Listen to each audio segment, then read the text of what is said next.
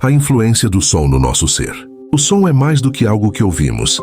Ele é vibração, movimento e presença. Desde o primeiro batimento do coração que ouvimos ainda no ventre, somos profundamente influenciados pelos sons que nos cercam.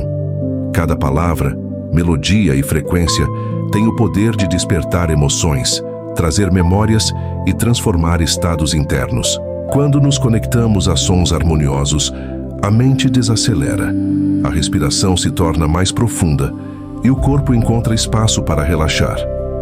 O som pode aliviar tensões, reduzir o estresse e criar um ambiente favorável para o equilíbrio emocional e a expansão da consciência.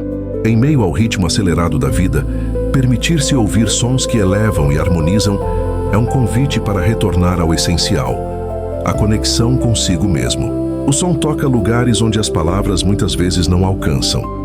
Ele nos lembra que somos seres de corpo, emoções e consciência, integrados em uma mesma experiência. Permita-se sentir, permita-se ouvir, permita-se transformar.